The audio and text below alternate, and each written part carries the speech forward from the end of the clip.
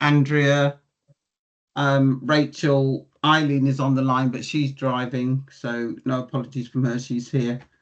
And I think, and Jackie McGeechy, is that correct, Syra? Yes. Okay, lovely. And any other declarations of interest over and above what we've got to date? Take the silence as no.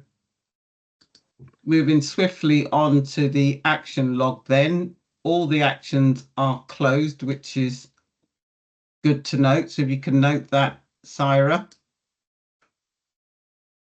And then we will move swiftly on to Eileen's report, which I will take as read. And at the moment, we've got no pre-submitted questions on Eileen's report. But what I do want to draw out on Eileen's behalf is that she's been working across the system to ensure that physical health in particular stays on the agenda, and that across the system we are all aligned. So that was really the only key message out of Eileen's report to comment on. I've seen a hand go up. Go on, Claire. Let me see if I can find you on the screen. There you are. Thank you, Karen. I've just got a comment and a question on Eileen's report. I wanted to congratulate Ed Bullmore on the appointment to the Regis Chair, which is fantastic. But also to, there's a note in the meeting that the process has started for a replacement for Ed, and I wondered if there was any update on that. Other than the process, we will be starting the process to replace Ed. There's nothing of note at the moment, but obviously as governors you will be involved. Yeah. But it is early doors yet, but we will be starting that process. Okay, thank you, and again congratulations to Ed. Thank you. Yes, he will be a great loss to us, that's for certain. Yeah, I'm not escaping completely, but thank you very much, Claire and Sharon and others who commented. Great. Okay, then I will move on whilst we have got Steve, because who knows what technology is going to do to us. So Steve, do you want to come in whilst we've got you? Yes, thank you. And good evening, everybody. Apologies for doing this from the car. I'm 4 hours into a journey, which isn't the greatest. So if I disappear, it's because I'm at a service station. But my report, I'd just take my report as read, Chair. But I think there are a couple of points, if it's okay with colleagues, I'd like to really draw out. I think the first point is the last time we met,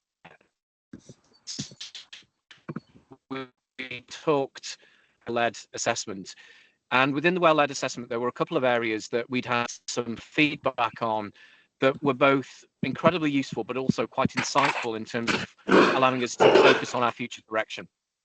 So the CQC go through 8 domains, which I'm sure you're familiar with, and in fact indeed a couple of you, many of you may have contributed to the interviews with them, and I know, Helen, thank you, you also were interviewed by the CQC. And Eileen and I had spoken to CQC during their time with us, and they'd given us sort of iterative feedback as their process had continued. The final feedback from the CQC, which we're still waiting for, and that comes in a written report, couldn't be concluded until they'd done 2 additional reviews. One review was to do with sustainability, and that was down to the fact that they couldn't bring the officer with them that needed to undertake that, so that was a second bit to the review. And the third was around just governance, just some of the well-led governance elements of reporting files and things being up to date. Now, I'm delighted to tell you all of that is now sorted and complete. The CQC did give us informal feedback, which we are waiting to see that comes into a report to give us the formal and final findings of that. But that feedback was positive, actually. Now, I don't want to use the words, Karen, when I say the words positive, in the fact of what I'm about to say, is that they said that the feedback will contain and does contain nothing that you already, nothing that you don't already know.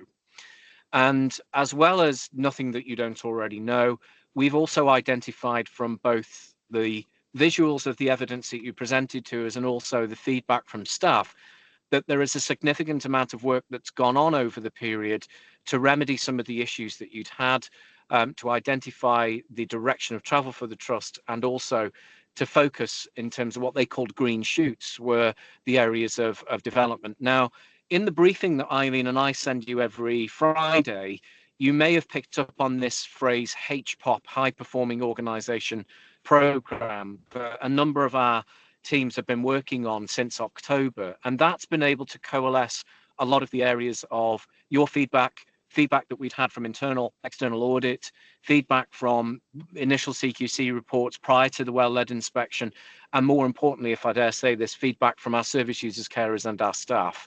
And I use that rather crudely as due diligence for when I started in the organisation. And the HPOP programme had 8 areas of delivery and development, which again, surprisingly aligned to the CQC well-led framework. And we presented that to the CQC, which they found both comforting, but also assuring, and more so not just reassuring, on the basis that we were really focused on those. There were a couple of areas that they had identified that we needed to strengthen. So one of those areas was the freedom to speak up processes, because the process and mechanism is correct, but the feedback mechanisms they found staff had communicated weren't quite as effective or as robust. And sometimes the phrase, we lodge an issue and nothing happens, was used. I don't want to be defensive about the process, but those processes are really tricky, because when somebody raises a freedom to speak up issue, often they require an investigation, or they require a review associated with what the challenge is. And if that turns into more of an HR issue, a personnel issue, or a data issue, then we can't communicate that until we've reached resolution. But it's very difficult to go back to say, thank you, this has happened, when it's to do with an individual or to do with a performance issue or a disciplinary issue. So we are looking into that to try and see whether there is a half loop feedback that can be put in place to support that. And the CQC were aware that we'd had a number of freedom to speak up issues, which is why I think the staff had raised them. Probably the most telling element of what the CQC told us from a feeling from the staff was the previous culture that the organisation had from a leadership perspective. And I get quite upset by this. So I'm being on a service station, I don't want to get emotional, but what they told us was that staff had felt during previous leaders and the way in which leaders had worked, they felt that the organisation was suppressed.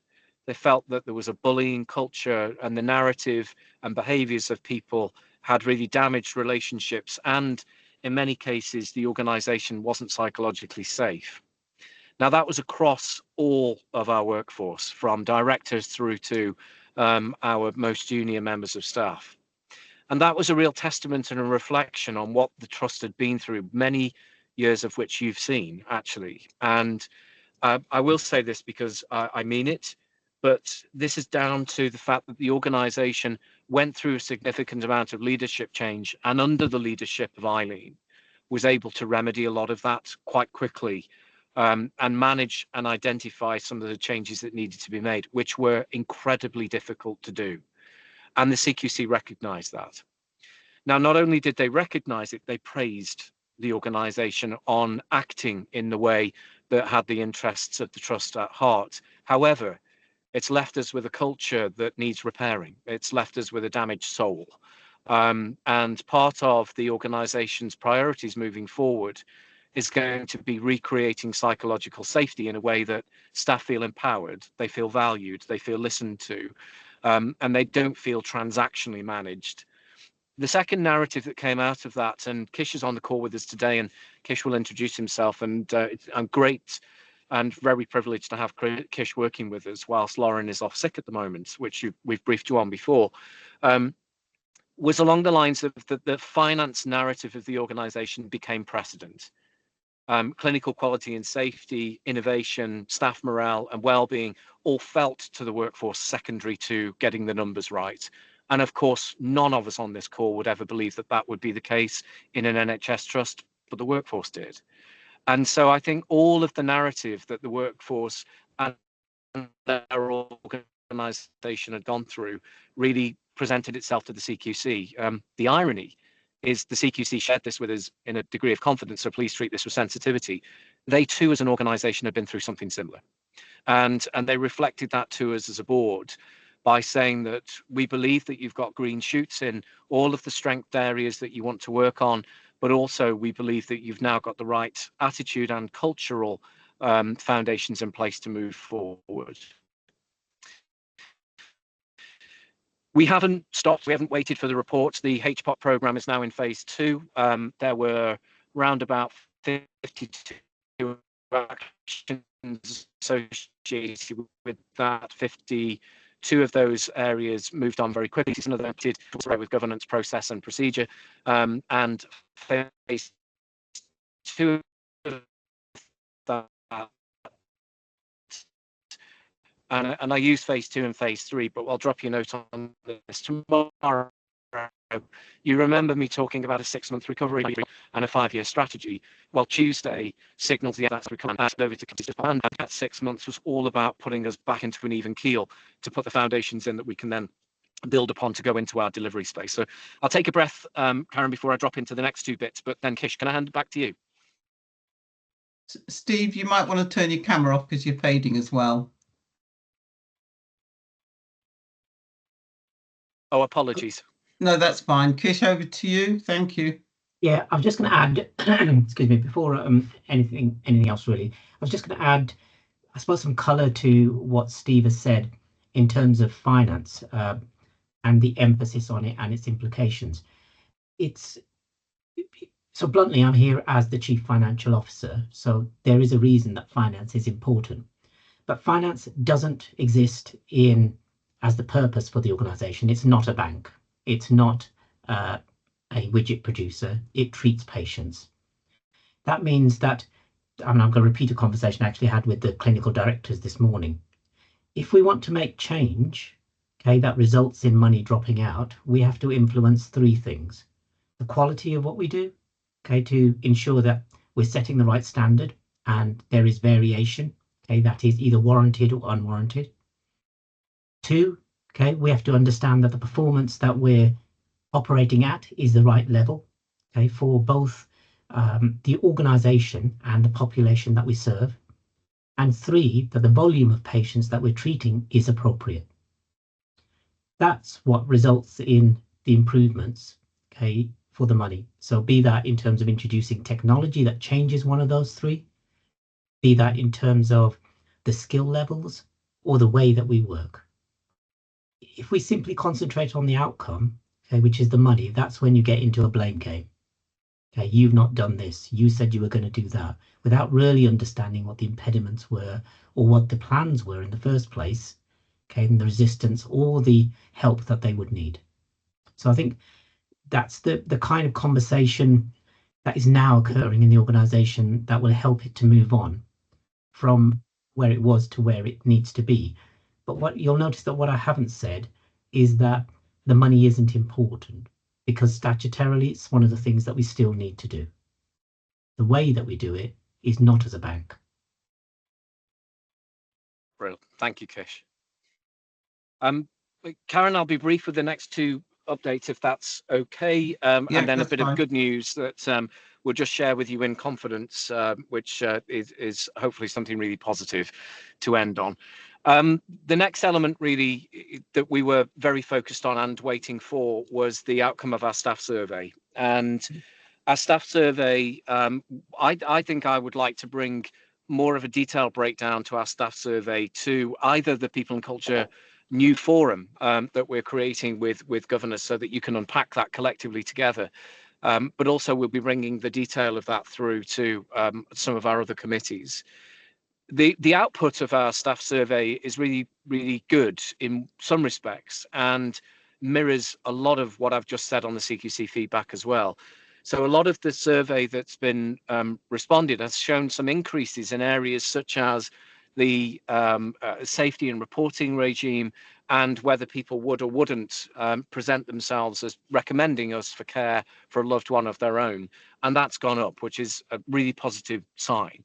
Where some of the other areas have not necessarily gone up, they've stayed the same, or they've marginally moved, then they are to do with the reflection of how the staff is feeling, how people generally feel about how they work, who they're working with, the operating environment that they're in.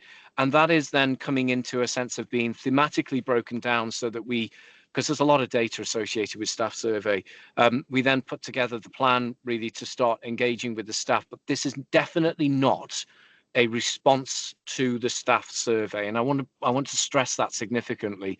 The staff survey has given us additional insight directly from our workforce, which has been triangulated by people like CQC and by talking to people every day, which gives us a real sense of how we start to redesign our culture. Most organizations tend to look at staff survey, break it down and go, we've done well here, we haven't done really well over there, so here is the plan to fix that bit. That means that they become very reactive, and I don't want us to be that. I want us to be an organization where people love what they do and they love where they do it, and you can't do that by being reactive. So this is something that you'll see bringing forward, and again with council's agreements, I think this would be something that we would raise as a feature here, to go through in detail how we're going to understand our staff survey and what it means to be a worker in our organisation, and what it would mean if you felt that you were valued, and therefore that cultural piece. Running parallel to that, the implementation of the new behavioural framework's been put in place. The values have been reconsolidated, which is fantastic. They've been all aligned into people's appraisals, into people's start point inductions. So we are really setting out a view of the fact that performance of an individual isn't just how they do their job, it's also how they interact with other people around them. And we know that performance isn't just about the productivity side. It's really important, and we're going to get a lot of focus on that, but it's also about how you make people feel in the way you interact with them, whether that be through an email, through a narrative, through a speech, or whatever. Civility is incredibly important in organizations, particularly when it gets difficult. It's too easy to become difficult, and it's harder to smile and try and find a solution, which is where we need to collectively be. There's going to be a lot of changes in the NHS, which you've probably seen on the news and heard on announcements. Some of those will affect us, but not directly. And some of the officers that we work with at national level and regional level will, of course, change. And therefore, our process moving forward will be to form new relationships with those individuals. The landscape, however, for the NHS moving forward is definitely going to change, and the expectations of providers is going to be in accordance with that. There are nearly £6 or £7 billion deficits that they're trying to find across the entire of the NHS, which is going to drive a real focus on the words financial resilience, productivity, and performance. And we need to make sure that whilst we are duty bound to deliver that, because it's the right thing to do, we do not do that at the detriment to the clinical quality and safety of the services or the well-being of our workforce. That means that we're going to have a bumpy year, and we need your help in that space, because it's going to be rough. The entire NHS is going through a series of changes that you've seen. The abolishment of NHS England, narrative around consolidation of Department of Health and Social Care, words like releasing of individuals or redundancies and words like that. That's going to be unsettling for every single officer in the NHS. And our job is to make sure that we steady the ship through that bit. And we can do that, I've got no doubt. But we are definitely going to need your help with this. You need to be round the table with us, supporting us, and we need to be briefing you accordingly. And therefore you can reach those communities that we can't, which is a gift that you've got that we haven't. I think finally, Karen, and if I may, I mean, there are a couple of good news stories. I think the first is, you may have heard me talk about these things before, but Star Chambers, part of the Spanish Inquisition, ironically, but they're not in the NHS. Star Chambers were nothing other than a unique focus on making sure that we're making the right use of resources. That's not just money, that's the use of our data, the use of technology, the use of buildings, etc., etc. And we'll be re-implementing those next year to give directorates and our clinical leads the opportunity and empowerment to make the changes as they want, because we need to ask them. We don't need to do it to them. We need to then suggest that we do this collectively together. Helen, you and I had an email exchange over forecasting of financial savings, and Kish is going to go through this in a lot more detail than I ever would be able to. But you'll recognise that non-recurrency of savings and back-ending a plan is never healthy, because everything gets squashed into the back end of the year. We will not be in that space next year, because that is not the planning that Kish and I are putting in place. Neither is the board accepting that. And so we'll be looking at a very different way of giving ourselves and you transparency over what we're doing and how, as that starts to develop. We can't rush that yet, because we need to make sure that all of these efficiencies are clinically owned, are supported by our clinicians, and, if I'm honest, a bit more importantly, have been tested for quality and safety impact, so that we don't see any unidentified consequences as a result of that. The final thing in my report, Karen, is that we are likely to have some good news, slightly embargoed. So I'll please read between the lines, and if you can, my camera's off and I'm winking, so please take that as read that this is sensitive. That we believe that we are in a much stronger position with our two local universities than we've ever been. And we're about to enter a very different space for medical education, nursing education, and accreditation across the organisation, which is going to help significantly with our research agenda, our employment, and our attraction of really big hitting clinicians to come and work in CPFT. And a lot of that is down to the support, guidance and leadership of Professor Bullmore. So I share with you our sentiments in Ed moving on, but not going very far. Ed will hopefully stay with us for quite some time yet, but in a slightly different role. But this is going to be a big thing for us. The other thing that you may have noticed is that we are now a Queen's Nurse registered trust. We are one of the highest employers of Queen's nurses in the NHS, and one of the only trusts in England that have mental health Queen's nurses. That demonstration of that achievement is huge in the nursing community. And now we've been formally recognised under the guidance and leadership of Rachel, our chief nurse, to becoming a Queen's Nurse Trust. That's a mega achievement. So it's going to be a good year, but a bumpy year. And Karen, I'm happy to take any questions at that point. Okay, Steve, you do have one from Rick. Do you want to come in, Rick, and then Helen? Yeah, thanks. Thanks, Karen. Yeah, just one other observation. When I went through the survey results, that stuck out for me is the score for burnout nationally is pretty much the lowest score of any of the questions answered in the survey. Our score is a little bit below the average, but the whole of the NHS score for burnout is really low.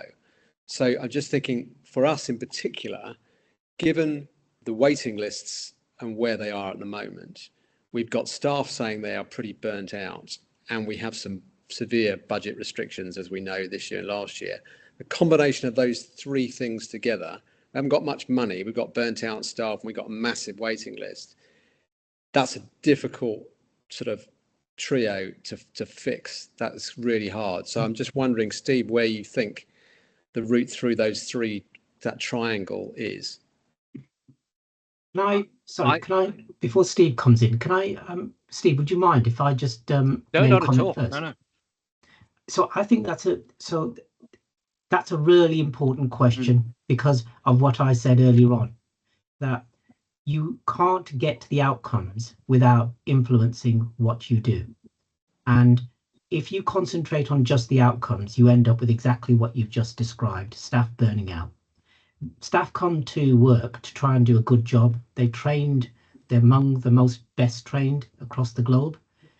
What we need to do is to facilitate those three things, okay, about changing what we are aiming at in terms of the quality, the variation, facilitating the kind of performance they need by having the right buildings, infrastructure, pathways in place, making sure that they're seeing the right patients at the right time so that they feel valued.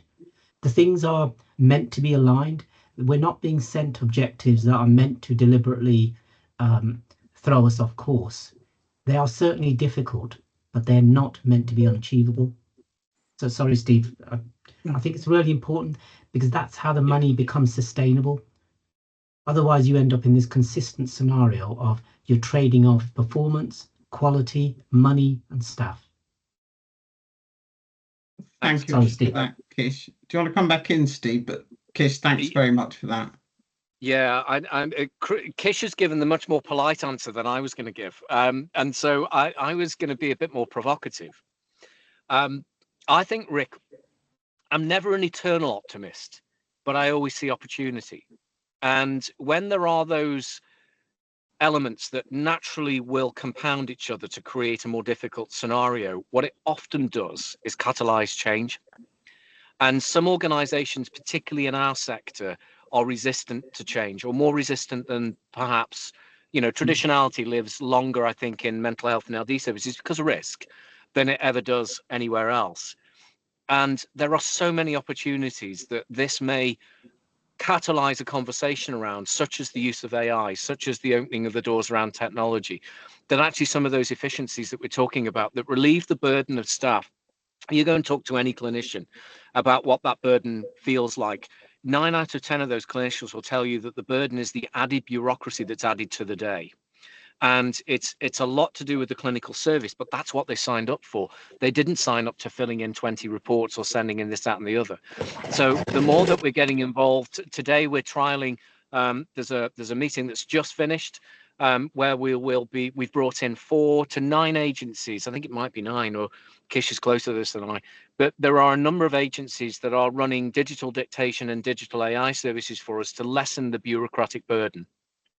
That will be initiated in the next week, and then we'll have a recommendation to implement that in the new year. So all of that stuff, Rick, we've got to be really careful with it and be mindful of it. But I'm hoping that not only I'd support what Kish says, but it creates an opportunity for us to do something different too. Thank you for that, Steve. Can I bring Helen in? Thanks, Karen, and sort of slightly stepping on a chairing role in a way. But while we have Steve and Kish here, at the pre-meeting, the staff survey came up and the length of time, and I'm just checking. I think that's been covered and well covered. But if any governors, any attendees really want to ask any questions, can I urge them to do that? And also, I think the finances, I think they were significant questions from governors in terms of the way forward. And it's very encouraging around opportunity and looking at next year and trying to get things to be very different when we can see the problems that we have. I think governors were also looking for some reassurance of this year too, and where we'll end up, and will that have further knock-on implications into next year? Sure. 2 of those Kish will cover in his update, if that's okay, Helen, because I would give you the uneducated version of the financial trajectories. Although I'm close to the numbers, I better not say it while Kish is on the call. But the staff survey thing is the length of time is frustrating for us as the executive team, because, as you know, the management on the consolidation of that as an external agency to make sure that it's anonymized, pseudo-anonymized, etc. And the institute that pulls all of that data together takes forever. And I have to say this, and I'm conscious this is a recorded call, but the staff survey is probably one of the most difficult and frustrating things, because by the time you've got the outputs, you're into the next one. And it's really frustrating. But a lot of this is what's sadly outside of our gift. One thing that it was in our gift, but it's not entirely representative, but it's helpful, is there are quarterly pulse checks. So those pulse checks are asking teams constantly where you're at, how you feel, and the learning and development team are much more operationally focused about individual commentary, because we have to be conscious that although we had a reasonable rate, still 50% of our workforce didn't complete it. And so it's not entirely representative of what people may feel. I'm hoping that we need to just see this as feedback from those willing to give us the feedback, but not the only route to get that feedback. I want to fundamentally change the appraisal mechanism to include this in there. I want to make sure that appraisal rates, they're great. They're at 85% now. They'll be touching 90, well, a couple of areas, not all of them, which is a marked shift from where we came from in October. But the meaningfulness of appraisals means that people are using that as a transactional performance review rather than a check into how people are actually doing. And we'll start to see that shift with a new appraisal mechanism that will be implemented as part of the new People Promise that's coming out in April. But I'm as frustrated as you are, Helen, if I'm honest. But I take store in the fact that we're not alone in that. It's just an entire mechanism of the NHS staff survey. Thank you, Steve. Thank you. Helen, are you okay to pick up the other financial or address the questions you've got when Kish does his update later on? Is that okay? And I did see a message in the chat that the staff survey questions been answered. So unless there are any others, we can move on to your report. Great. Do you mind if I just drop off? I need to stretch my legs because it's been 4 and a bit hours, and I'll grab a coffee and I'll get back on the road if that's okay. Thanks, Steve. No problem. Thank you. Helen, do you want to come in then? Is this with the governor report? Yes, please. Yeah, sorry, can I take the report as read, or would you like me to go through in any detail? What I really wanted to focus on was to thank the governors, because I know a number of them have come to the end of different terms, and I think all of the meetings and I think all of the board of directors meetings have been attended by governors. So I think in terms of trying to keep a presence and a level of assurance and discussions, I think there's been a very good response from governors this year. And I have a number of questions that were raised at our pre-meeting. Can't actually find in my papers, sorry.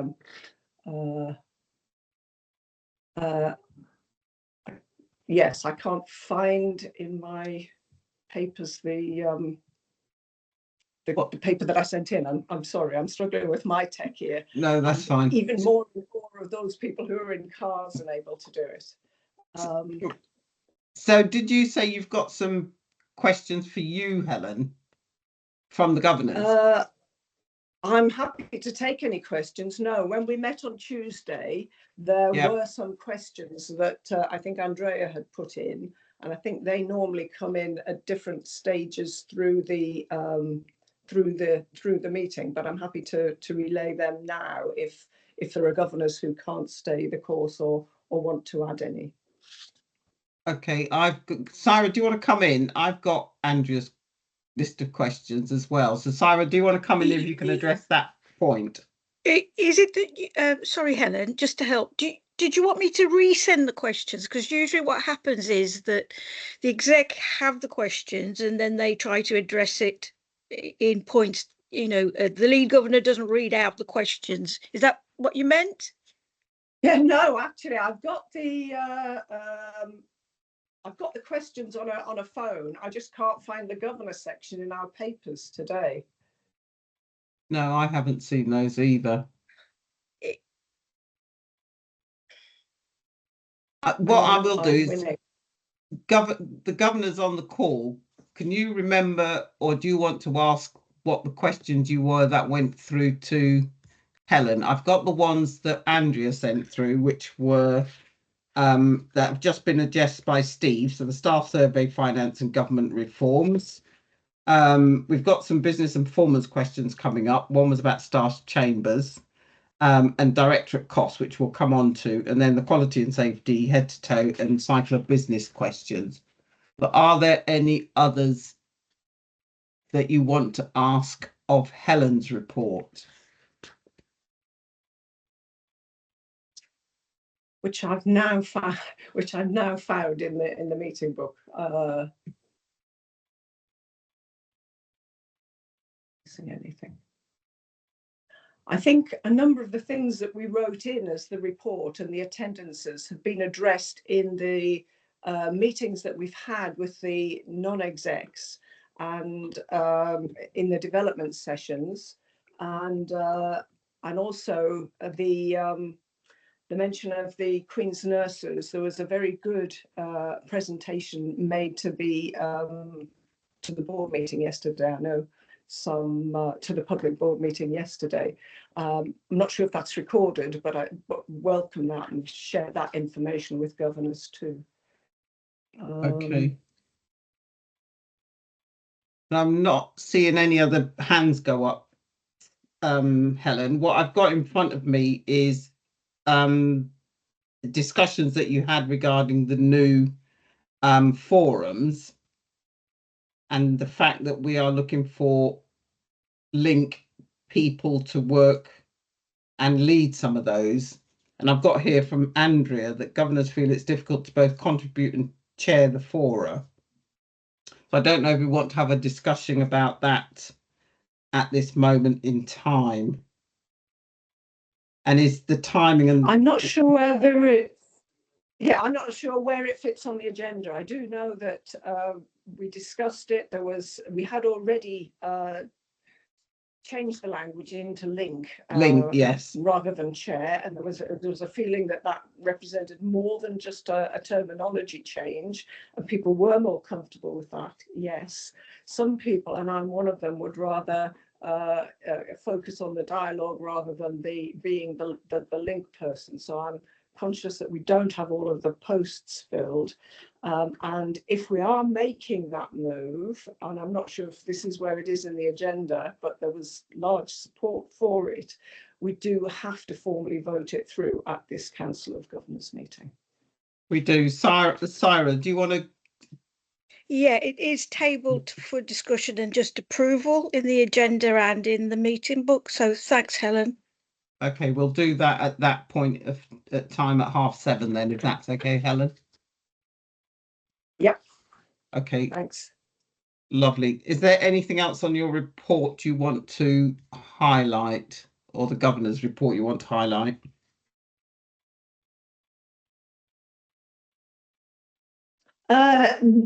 Not for me. I thought there was a lot of detail there, and thank the governors for their attendance, their contributions, their levels of assurance, and submitting them all into the report. Okay, then we will take that as that item completed. I'm just looking at the time, and we have got our guest speaker on the line, so I will move on to the presentation. I can see him there. Dr. Is it Kaiser? Welcome. I don't know if you've got a presentation or anything, but the floor is yours, as they say. All right. Thank you. Thank you very much. Thanks for the invitation. Thanks to Eileen, especially, for inviting me to represent the team, and also share some of the data from our latest analysis. This is hot off the press. Will be presented in 10 days in a European conference, but you'll be hearing in this meeting. So I'll be giving you an overview of the Staff Mental Health Service. I'm the consultant psychiatrist at the Staff Mental Health Service, and I'm also affiliated with the Department of Psychiatry. So because of the time limitations, I can only give you an overview, but I'm more than happy to answer any questions you may have about the data, about the workings of the service. So we're approaching our 5th year. In September will be a 5-year service, and I'll tell you a bit about like what do we do in the service and what sort of outcomes we had. So I think most of the people in this meeting will know that the leading reasons for sickness absence at NHS England, as it used to be called, is the mental illness. And this has been on the rise before the pandemic, and then after the pandemic, it's exacerbated as well. But if you look back a bit, if you zoom back a bit, an astute reader would identify that it's not a new problem. The problem was there, and this is not a UK problem as well. This is a universal issue that the healthcare workers have more mental health needs than the general population. And the Borman report back in 2009 says trusts should put in place arrangements to identify mental health issues affecting staff and ensure that they are tackled at an early stage before they become debilitating. And also there are multiple reports by Society of Occupational Medicine in that regard. But the problem was there wasn't any local rapid access service until the staff mental health service was set up. I mean, there were patchy provisions in different parts of the trusts, in different parts of the country, and sometimes specific to certain staff populations. For example, for doctors, there was the practitioner staff program, but there wasn't any all staff service at the local level providing rapid access. And we identified the STP funding, and thanks to Kathy Walsh, who's been leading on that during the COVID-19 pandemic, and then we managed to provide the service to staff from 5 NHS trusts within Cambridgeshire and Peterborough. And after the initial phase, the recurrent funding was approved in June 2021. By that time, we had ICSs instead of CCGs, and then now the service is under the ICS. And the deal is that every trust pays in proportion to their staff sizes.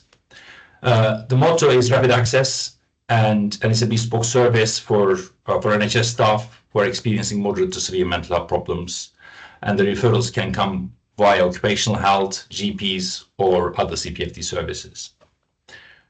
In the beginning, the predictions, the business model was predicting that line, taking us to maybe 700 referrals as of last year. But the actual numbers were much higher than that. So that clearly shows that there was a huge unmet need in the system, and our service tapped onto that unmet need for the NHS staff members.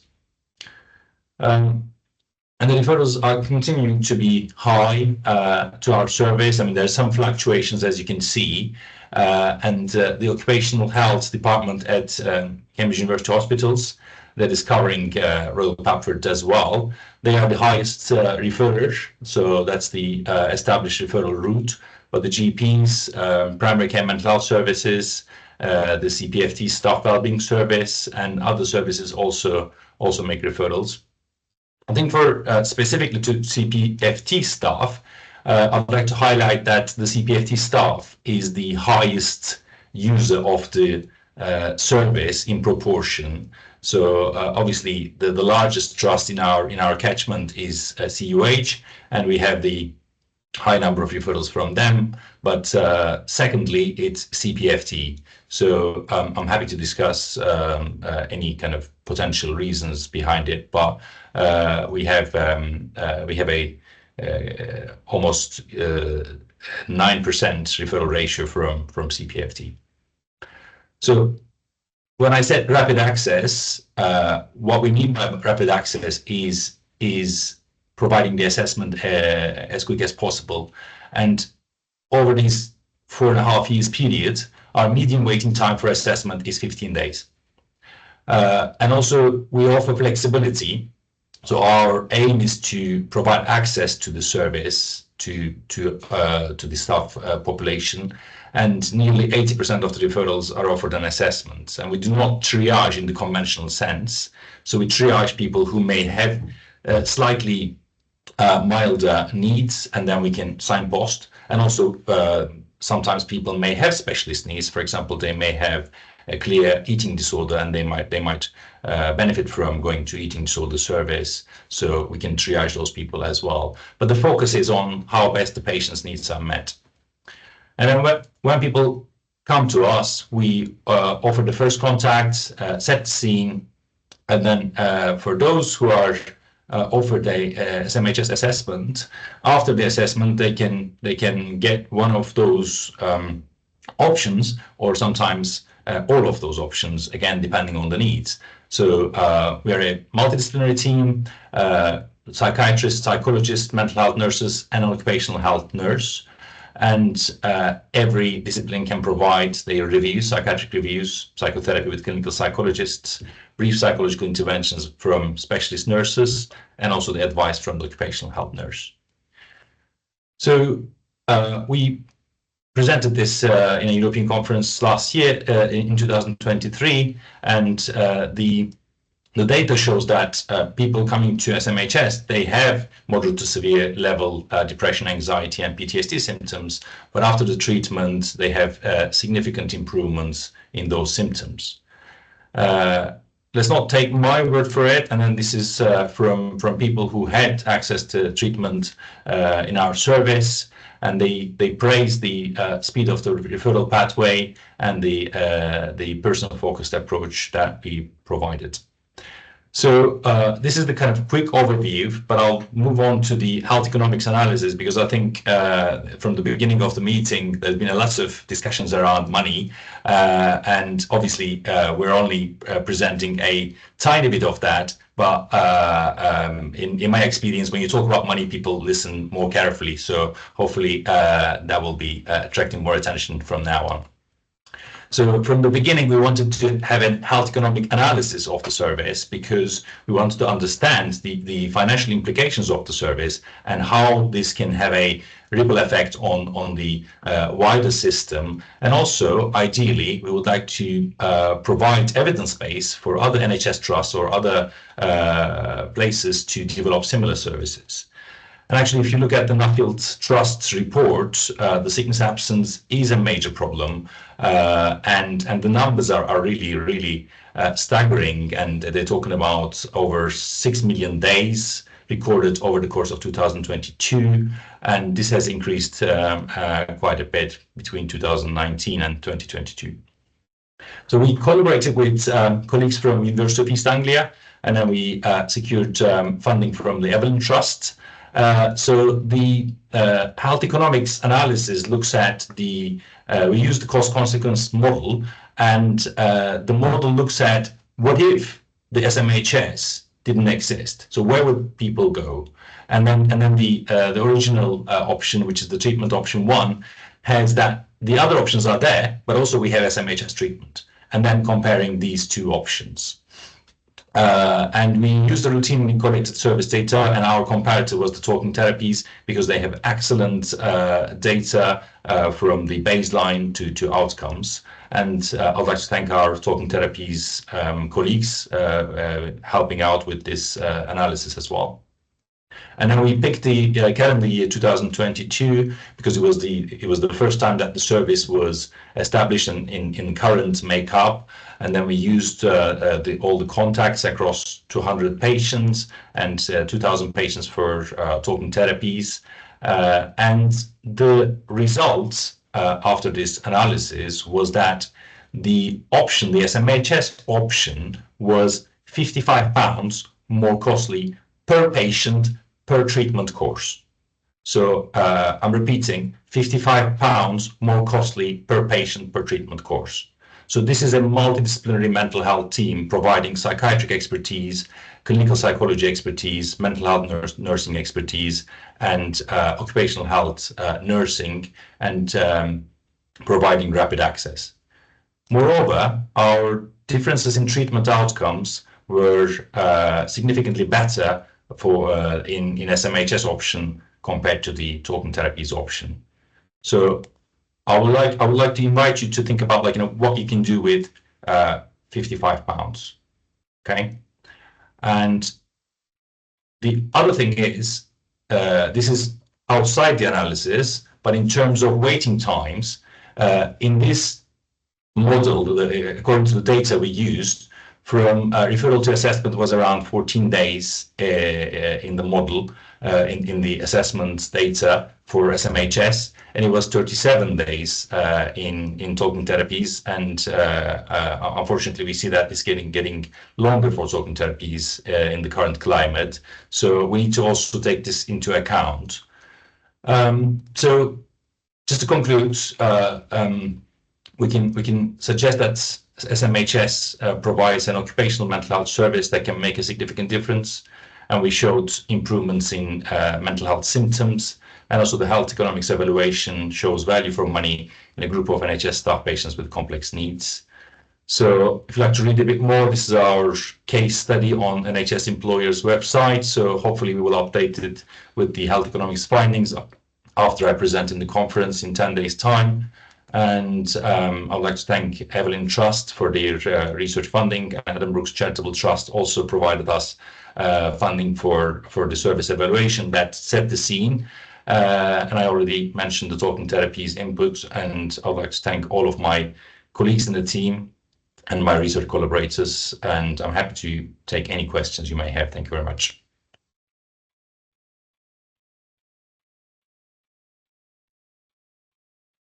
I've got a few questions, but I'm going to open it up first. But that's quite astounding, the work you are doing, and actually to hear it presented in that way. I know I saw, I think it was Rick. Was it Rick? But have we got any questions from the floor? We've got some.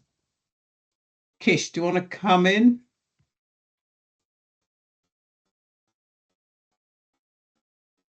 Hopefully I've turned myself on. Kaiser, my question is a methodological one. So I know you said £55 per episode. Okay. When you were doing the analysis and you were coming out with the answer, I suppose there's an inherent question, which is the £55 real? What were the impediments to converting that to a reality position? Mm-hmm. Okay, that's a good question. I mean, I can take it to my health economics colleagues, but at the end of the day, this is a model, but this is based on the real resource use. So all the sessions that are used in the model are checked for System 1 data. And I would like to thank our System 1 colleagues as well, just pulling out the data. And it also shows that you can really get valuable sources from System 1 to use in the research. So all the patient contacts are used in that analysis, and then their timings and the professional banding were used to calculate the cost. So in that sense, it's a real cost. Yeah. Yes. Yeah. Absolutely. Yeah. Okay. But also there are lots of costs that are not involved in the model, because to get the model you need to make decisions which elements you will put in. So for example, they're not the costs of the multidisciplinary meetings or case discussions or the triage calls and things like that. So there are lots of valuable elements, we think, clinically, but there are some restrictions with the model, so we had to kind of stick to certain baseline and outcome measures. So there are lots of things that are not accounted for, but again, you can argue that for the comparator as well, I think. But that's the kind of the model that shows us the signal. Yeah. Thank you. Hey, I can't see any other. Rick, is that a legacy hand? No, it's not. It's a new question. Is that a new hand? Then do you want to come in, and then I'll go to Ed and then Helen? Yeah. First of all, really interesting presentation. Thank you for coming to our meeting. The thing that was going through my head when I texted the telling difference for talking therapy delays is, I guess that's in isolation. But the two things that I was thinking of when I saw that was, one, okay, but talking therapies complete quicker, typically, okay, from 6 weeks onwards. So there would be a sort of time to complete the treatment would be needed, as well as just getting to treatment. And then the second one would be sort of patient reported outcomes, is if the outcome is better or worse than through talking therapies, then one would need, the model would kind of need to factor in, yeah, I had to wait longer, but the treatment was quicker and I found the outcome was good. So I guess the three things together give you maybe a stronger indication. Is that fair? The outcomes in SMHS are better. You wait less. and you also have a wider multidisciplinary team. So obviously, you know, it's very difficult to find an ideal comparator. But I think you said that you wait for talking therapies longer, but you get quicker. So actually the average number of sessions that were used in the analysis, they're pretty similar. So one of them is 8.9 and the other one is 9.3. Okay. So again, you know, pinch of salt, this is a model, so we can't really model the whole reality into any model really. But I think with comparable number of sessions, the SMHS model provides better outcomes in symptoms and also slightly more expensive. Okay. Yeah. Thanks. Really good. Yeah. Thank you. Thank you. Ed, do you want to come on in? Yes, thanks, Karen. So thanks, Mazaf, for a fantastic presentation and great work you and the team are doing. I know it's a therapeutic service, not a kind of HR management tool, but I'm just wondering, are there, going back to the conversation we were having about burnout, for example, just a few moments ago, are there things that we can learn from the people that you're seeing coming through the service about where the stresses and strains are falling on the workforce in CPFT? Are you seeing, for example, disproportionate numbers of staff coming through from particular geographies, particular ethnicities? And if I can just add one more question on top, I know I'm asking a lot of questions all at once. Do you think the services you're offering are equally accessible and meaningful to, you know, the full demographic spectrum of the workforce, if I can put it that way? Thank you very much, Ed. So this is a kind of quite common question that we were asked from the beginning, is, you know, for all the right reasons. So as you mentioned, this is a therapeutic service. What we focus on is providing treatment. So we're not focusing on the other aspects. And I was actually in a staff support conference a few months ago in London, that different teams providing different types of staff support, and there was a workshop. And the variety is wild. So there, as you said, there are teams that are linked to the management, HR. There are teams linked to occupational health, separate teams. So, and then people doing mediation, people doing psychoeducation or different things. So what we do is treatment. So we focus on treatment. And in terms of the hotspots, we didn't find any hotspots as such. In that sort of certain wards or certain groups coming to us. In terms of ethnicity, that's we're also doing another study with a student of mine on the comparisons between NHS check study, which is an epidemiological study, and SMHS.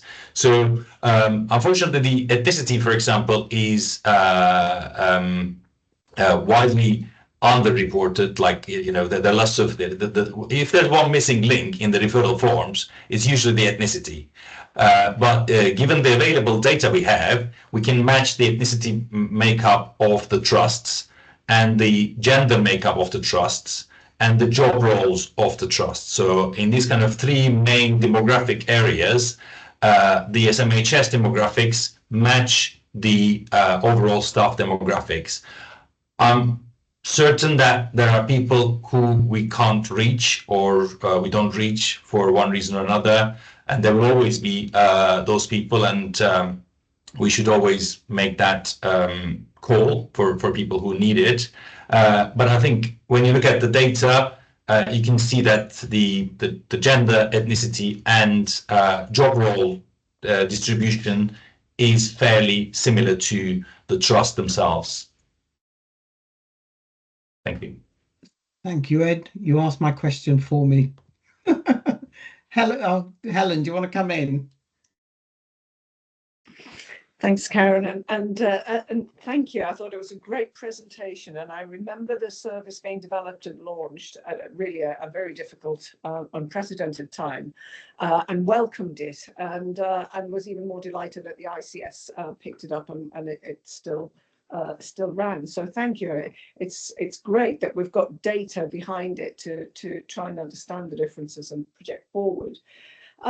So my question sort of overlaps, I think, a little bit with Rick's in particular, but is it scalable? Is going to be what, or is that the next stage of the research, or does it look opportune because there's already so much pressure on talking therapies and less on this the mental health professionals? And you teased us in a way with all of the figures about the national cost of lost days of work right at the beginning around mental health problems. Is that where you're going? Have you done any work to sort of try and make a seismic government shift into investing in this sort of support to get people back to work rather than more punitive elements? Yeah. So thank you very much. Thanks. I think in the analysis plans, I mean, I've spent more than 2 years collaborating with health economists. When I first started this project, I had no idea about health economics, and over 2 years, I learned a lot. And our initial conversations were like, "What did you say? What did you say?" Yeah, and we learned to speak our language. And obviously, we would like to take it to next level and get more research funding to do more health economic studies. So we had some limitations with this study. So we would like to use a bit more productivity measures. So we couldn't use them regularly. So maybe next step would be to have more productivity measures in, and also more granulation of the sickness absences or presenteeism measures that we can get our hands on. So I think there is obviously more research avenues on that, and it's a very topical issue, as you mentioned. I think the Society of Occupational Medicine and all the people working in this workplace mental health field would say that good work is good for you. And as long as the workplace is supportive and a decent workplace, being at work is very good for mental health. And actually, perhaps our healthcare workers population is sometimes can be at the extremes. I mean, they can still function pretty well despite significant mental health challenges. So, when we talk about sickness absences, there's also a huge amount of people who are going to work with a major burden on them. So obviously it's a slippery slope. So we need to understand better ways how we can provide that sort of support and the rapid access principle, so that people don't have to wait, and then we can get them the help they need when they need it, so that they can provide the help to other people, to wider society. So I think that is the main unique point. Thank you. Good luck with the funding. Thank you. Thank you, Helen. Mike, do you want to come in, and then I'll go to Steve, although there's a question that popped into my head. But Mike, come on in. Yeah, hello, Mustafa. Thank you very much. I'm Mike Napton. I'm one of the non-executive directors on the board, and thank you for your presentation. I'm thinking about. I'm just wondering, why is there this high prevalence of mental health problems in healthcare workers, and is there a way in which we can prevent it, rather than having a service to deal with it when it happens? And I did a little bit of work for Addenbrooke's Hospital around the concept of moral injury, in terms of people being put in a position where they go to work and actually either transgressions of omission or commission cause psychological distress, and then that can lead to mental health problems. So the question is, or maybe just the observation is, that maybe we should be thinking not just about treating the individual, but making sure that we create an environment at work which is safe and doesn't put them in a position where moral injury occurs. This was in the context of Addenbrooke's Hospital and A&E, where there was quite a lot of distress among staff when they saw how patients were being treated because it was so full and busy. So it's more of a comment than a question, but it does make me think that we've got the mental health service, and we need to be doing other things as well to prevent people getting into this position in the first place. I don't know if you have a comment on that. Yeah, I would like to say every layer is very important. So obviously we're representing the treatment layer, but we need to provide prevention, awareness, and all the different types of support. So when we talk about moral injuries, so Prof. Neil Greenberg has the model called TRIM that you can provide support to people after a significant incident. So there are ways, and CUH started to use TRIM as a model of like buddying people after a significant event. So they are all very, very valuable. But I think what we observe in the surveys is that people usually have the de novo mental health problems after they started working as healthcare workers is still the minority. So people have their mental health difficulties starting before they start these jobs. And obviously the job environment should acknowledge that and provide the right type of support. And because these are very kind of capable people who can stretch themselves to the extremes, and possibly they are selected for it. And they can also stretch quite a lot when they are having mental health problems. But the support they get from the workplace is really crucial then, like how they go through this recovery process. And actually we've seen lots of various examples of that. With good support, the recovery can be quick, and these people are the healthcare workers can really make excellent recoveries. But with not so good support, the recovery becomes bumpy, and then the processes gets longer and more winded. So I think we need to think about at different layers, different levels. Prevention, support, and also some other layers are important. You can't really rely on one layer. Yeah, no, that's really helpful. Thank you. Thank you, Mike. My question, Muzaffar, is why is CPS higher? You mentioned it as you were talking. Mm-hmm. So I suppose I'm curious, with everything I'm hearing, is why as a trust are we higher? And then I'll bring Steve Grange in.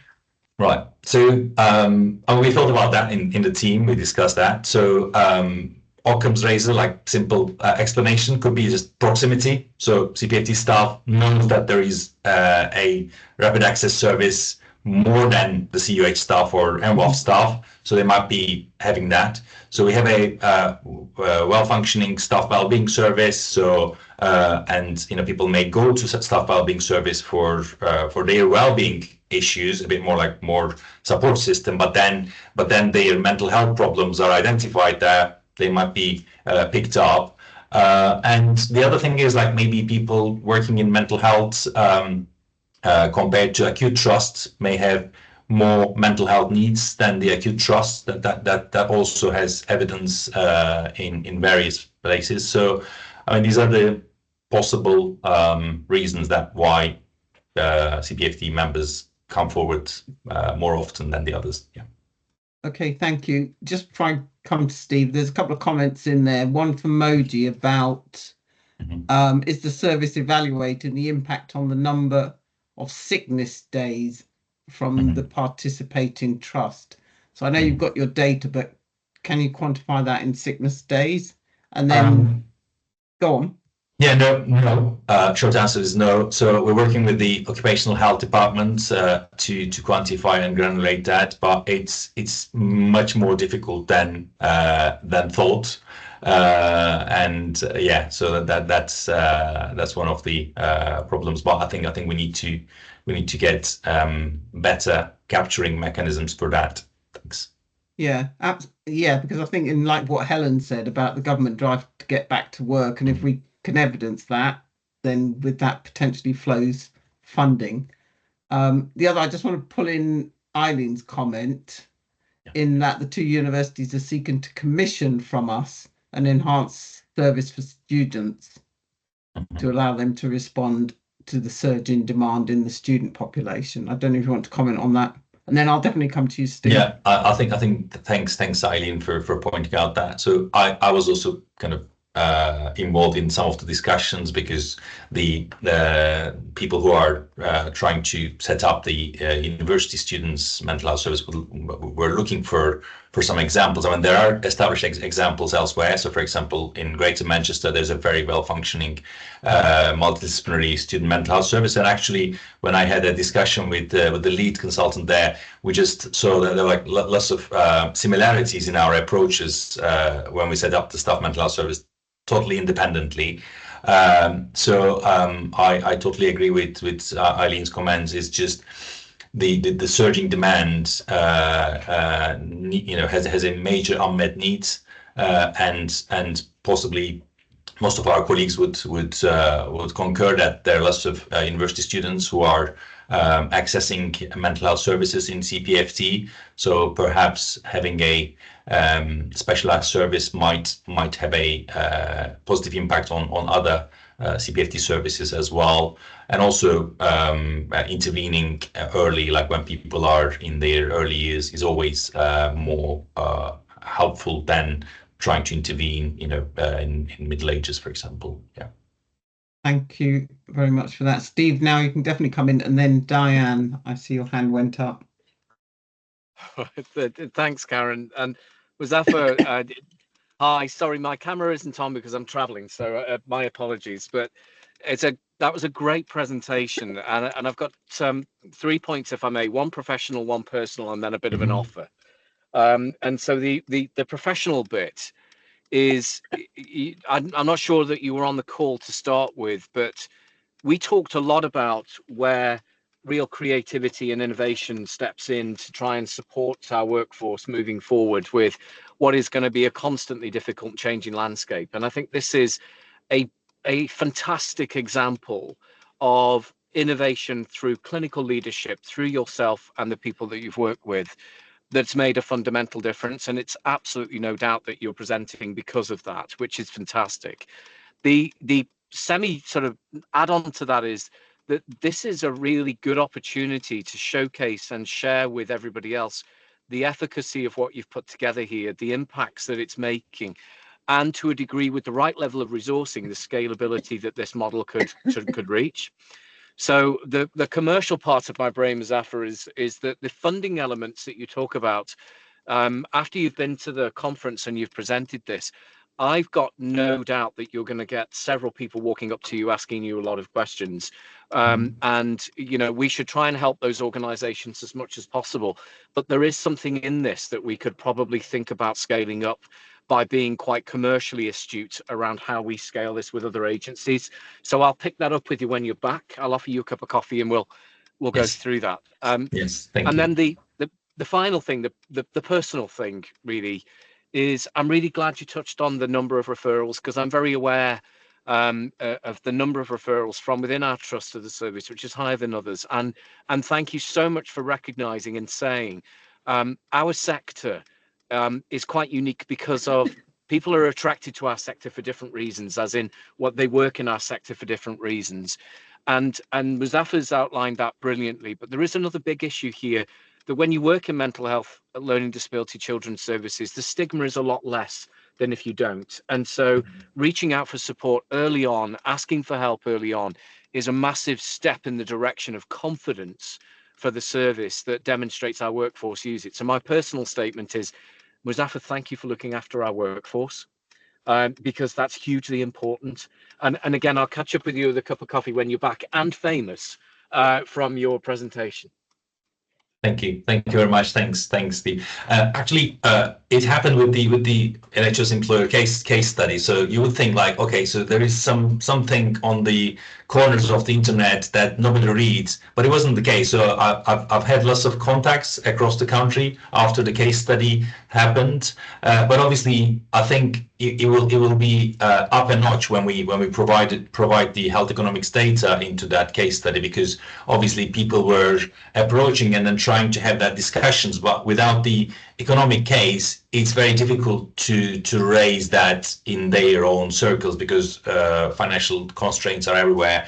So I'm sure we'll have more of that. But and also I would I need everyone's support after we submit and publish the paper, because I think publishing the paper will be important, but it's more important to take it to right people, maybe in Whitehall or maybe in other trusts, so that we can communicate with them about, you know, what we offer, what are the limitations, what are the difficulties, and I agree with your comment on that, Steve, because, you know, it's not necessarily a concerning finding. It might be actually a kind of positive thing that the CPFT staff is stepping up and then asking for help, and we've seen examples of how stigma delays. I mean, we're a rapid access service, but there is still a lag between people having mental health difficulties and then coming to us. Brilliant, thank you. Thank you. Absolutely brilliant. Diane, I see your hand. Do you want to come in? Thank you, Karen. I'd just like to fly the flag for something that I did, which was about 10 years ago. We set up the clinical medical students mental health service. Myself and Rebecca Jacob and Richard Davies, who was then the clinical subdean for student welfare, which has continued in the clinical school. And that was born of a recognition that for clinical students in particular, it's very, very difficult if they have a significant, this service is for students with a significant mental health issue, because they're basically in Cambridge for 4 to 6 weeks of the year, or in the clinical school. And so the usual issues about students in one place and mental health services in another. So Rebecca took on this service, which has been fantastic, and clinical medical students who have significant mental health problems in Cambridge get a rapid access service into her, and we have written this up in academic journals. It's the only one in the country that is functioning, and I think it's a real feather in CPFT's cap and in the Cambridge University Clinical Schools cap as well. So we have done something for students. I was also chair of the Cambridge University student welfare committee, and we were always very aware of that problem, that there is a lack of effective services for students across the whole range of academic subjects, and we've tried very hard to work with CPFT within the university to make that better. So I think there's a lot from the student point of view. There's lots of goodwill towards making this work, and I'm very proud of the clinical students mental health service, because I think that has been a bit of a flag bearer and has been well recognised in the UK for doing something different in the medical school. And thumbs up to Rebecca for taking it on. Thank you, Diane. I'm just checking we haven't got any more questions or comments. It doesn't look like. So Musafa, an excellent presentation, and I must admit, I'll say on behalf of the board, would like to hear more, possibly in private, board, about the work you do. But as Stephen has said, he'll buy you coffee, and I think we're all excited about where we can take this. So thank you very much for coming this evening. Thank you very much for inviting me. Thanks a lot. Thank you. No worries. Thank you. Bye. Bye. Righty. Oh, so do we normally take a break, or should we just crack on, people? Or do we want to take a 5-minute break? Or just crack on? I think we'll just crack on then. Next item on the agenda then is People and Culture report. Can I invite you in? I think you're on the call, Pri. Yes, I am. Hi, thanks, Karen. Thank you. And nice to see everybody. So I'm going to start with just an apology.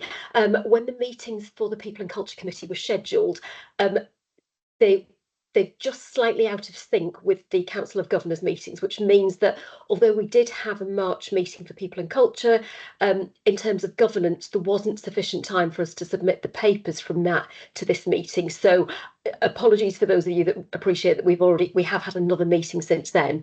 But this report I'll take as read is from the January meeting of this year. We did discuss a number of items. We have, a very full agenda and some quite deep discussions about things, but I'll just draw out a couple of things, a couple of successes in particular. It does slightly relate to it, but clearly, we look at training levels, because that's important in terms of there are mandatory levels as a trust, but also in terms of that ensuring that people have got the right skills for the role to provide the safest possible service.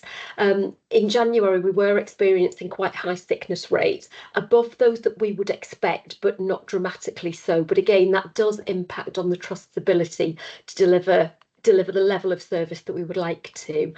One of the things that had come up for us as something for concern was that proportionately the number of HR cases where there are challenges in terms of employment, proportionately staff from an ethnic minority were proportionately higher represented in those numbers. We have seen in March that drop down to something closer to a percentage that's representative of the actual workforce, but it's just to assure you as governors that we are aware of these kind of things and that it is discussed and monitored. One of the really positive pieces of work we've got going on, which relates to some of the staff engagement, some of the survey outcomes, some of the changes that we want to make culturally, relate to the Shaping Our Future Together work and the work that's come out of the back of that, including the behavioural framework and some of the leadership and the training that's coming out of that. It's incredibly positive. There are lots of challenges.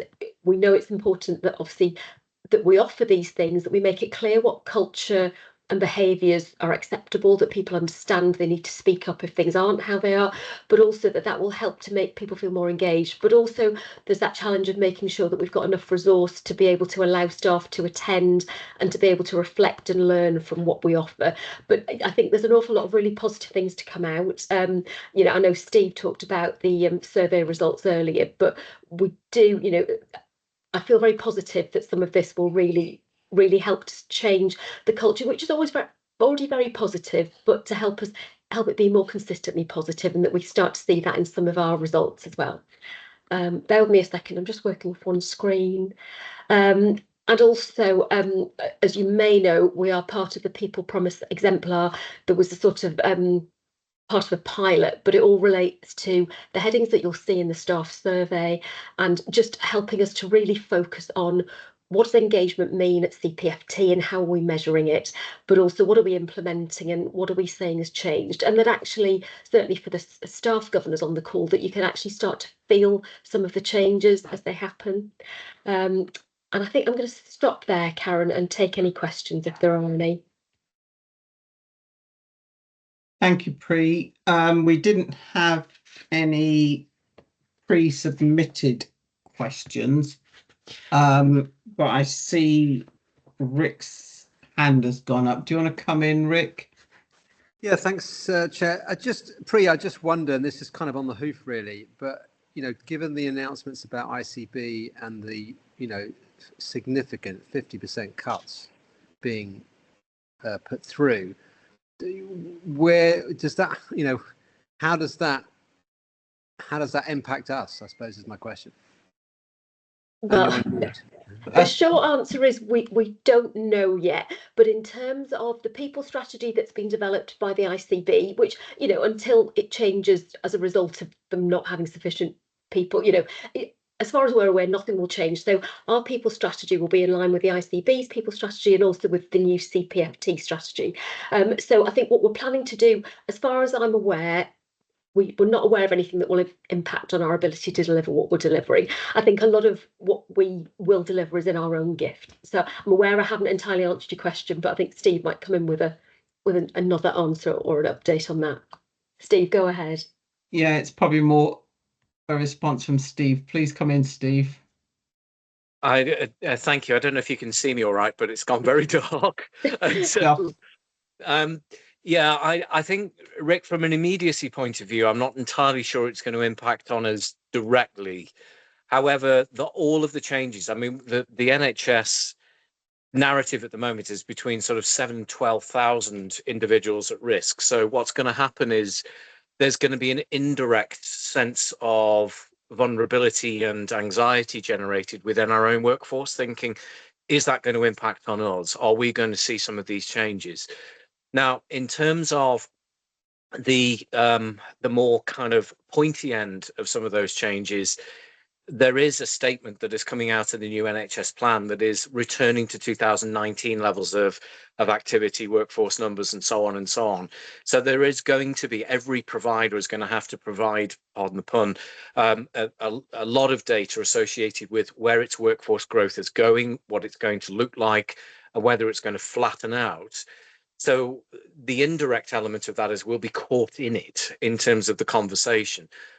One of the other indirect elements, and Priya, I know you'll be very cited on this, is with regards to the appointment of key vacancies inside the trust, because normally when these things get put in place, you tend to see quite a draconian approach to the freezing of vacancies and very rigorous responses to appointment in key areas. And I think it's worthy of us saying to you as governors, and we say this to ourselves as directors every day of the week, we've already implemented vacancy control mechanisms and put those in place, and they are backed up by clinical efficacy, clinical conversations, and equality and impact statements. Because any time that we say no to the appointment of an officer in an organisation, then we need to understand the consequence. Where I think it's going to hit us the most, though, is in our non-clinical facing services. So that will be where most of the attention is going to be. The final thing, sorry, Karen, I'm indulging myself now, but being really cheeky for a second, it means actually that commissioning is going to be in a fluid state for about 6 to 12, 24 months. That's when some of the opportunities present themselves, because in this space, when people are going through significant change, then we're able to embrace and harness some of those commissioning responsibilities and drive some of the change ourselves. And in fact, the ICB is already committed to allowing us to do that in a couple of areas, which I think is going to be beneficial to us. Thank you, Steve. Let me go back to the other screen. I think Kish has got his Kish hand has up. got his hand up. Come on in, Kish. I was just going to make I mean, the reason this is being done does present a real opportunity for the organisation. I mean, bluntly, you've got me as an interim. Okay, I think administrators across the board, the desire is to go back specifically to 2019-20 levels. That means that hard to recruit posts that we've had for many, many years now will, the option of getting the right people at fairly senior levels is going to present itself. And I know some of the posts that we've had in the organisation, which have been difficult to recruit to within finance, getting some real quality queries about coming to work here.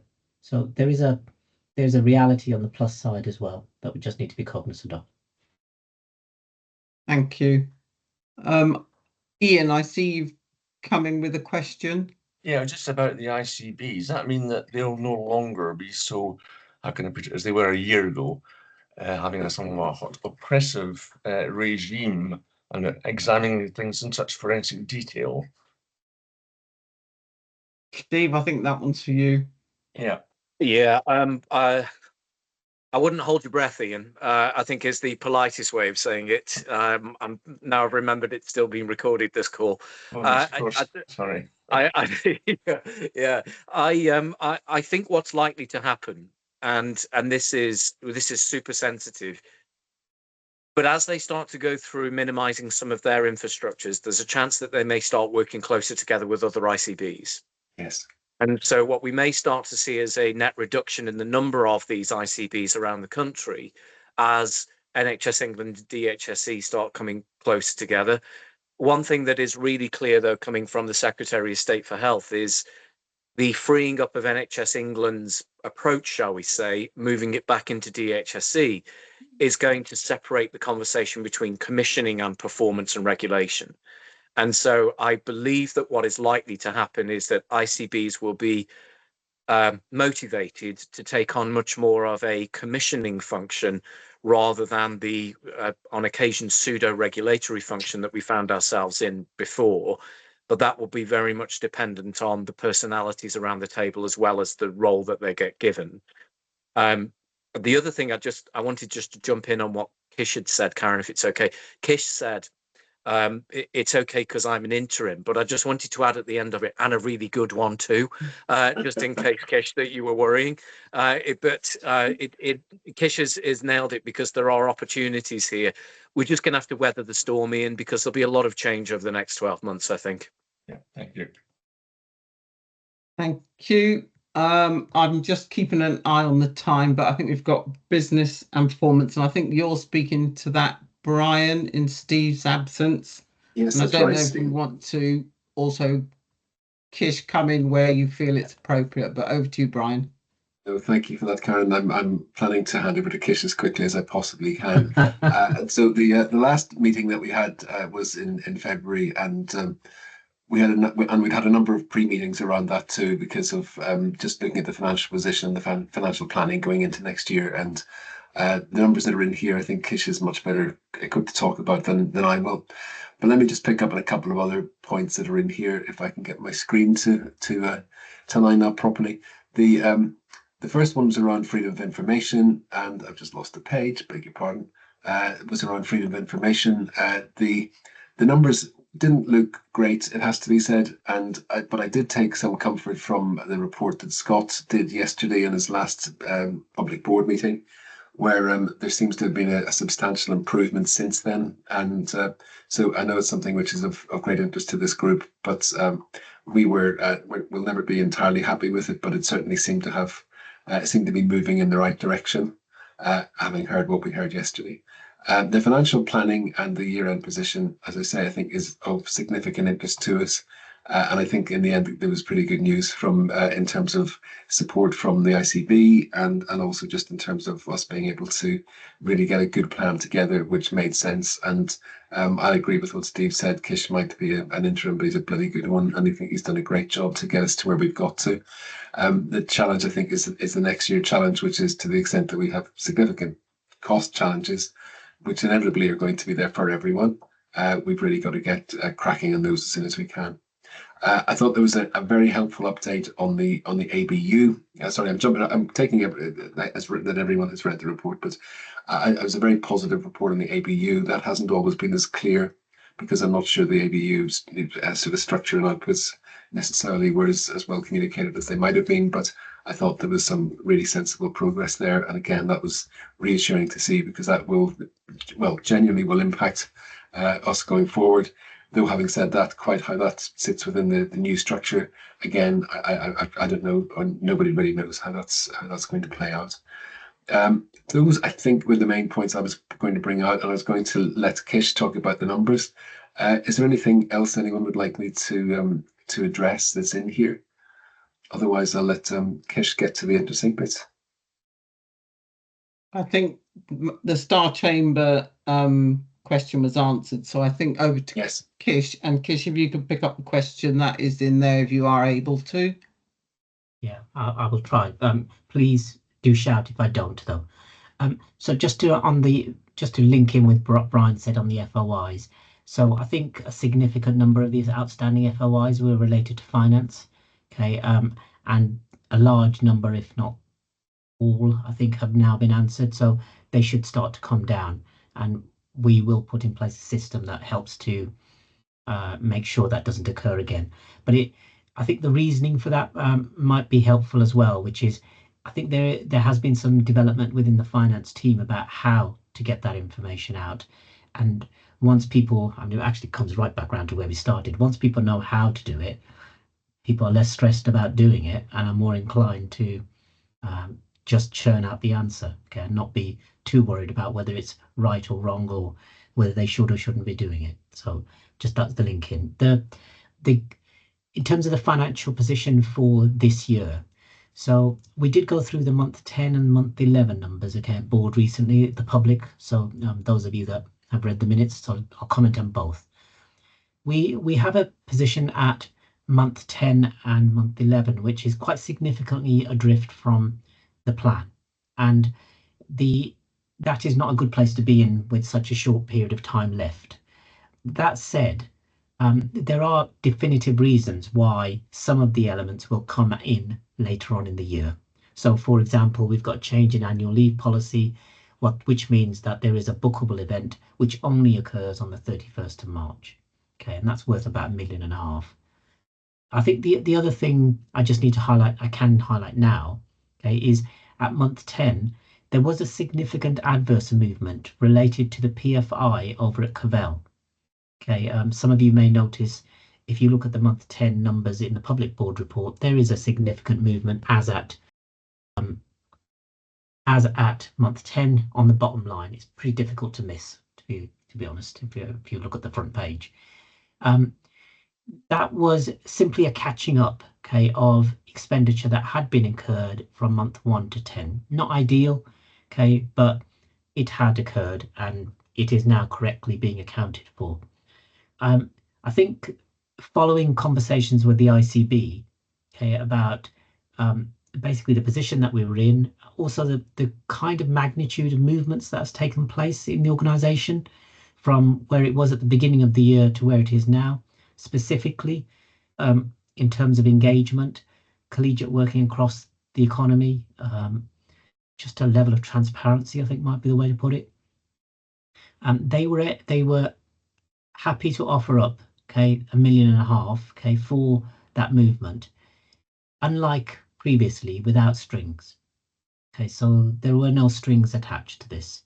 So it was simply resource that was going to be available, okay, and I think the explanations of what had happened and the way things had panned out was helpful. There was no material negotiation required. And so I think it's probably a testimony to how far the organisation has come from beginning of the year to now, okay, that it's seen as worthy of assistance. So those two items, if I just add those two items together, okay, are worth 3 million. Okay, so and the drift that we've got at month 11, okay, was about 4 and a bit. So you can see that a significant movement is accounted for just in those two items. The remaining movement is 1 million of movements from the balance sheet. Okay, that was already planned in.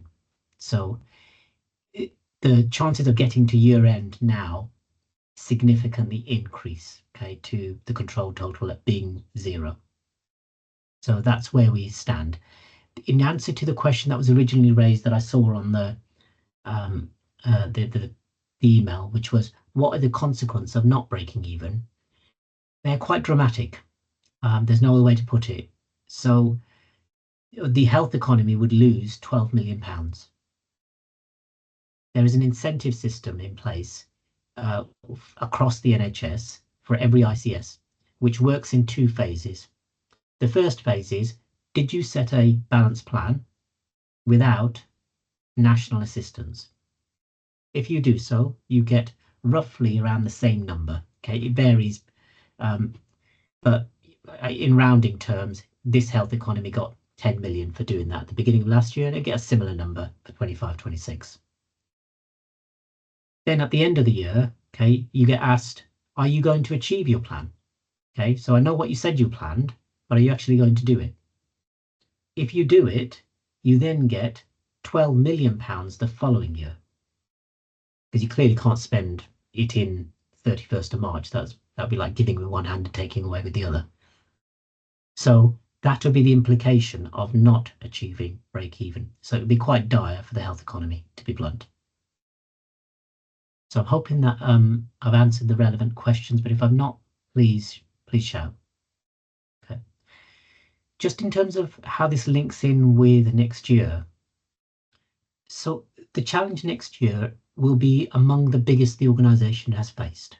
That is not unique to this organisation. It is across the NHS, and I think it is actually across the public sector and will increasingly become so.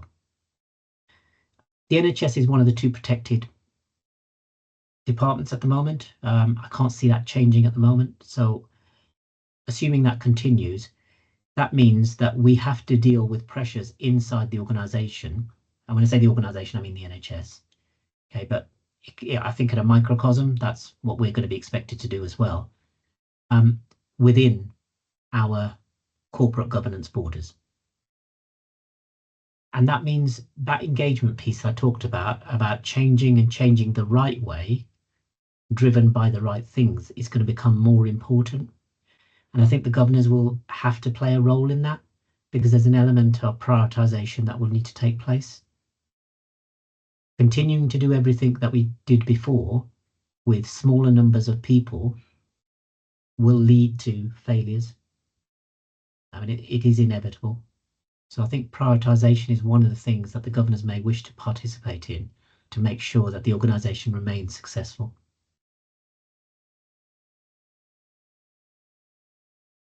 I'm happy to take any questions. I'm not seeing any, Kish. That is probably a testament to how clearly and well you've set that out. So thank you very much for that.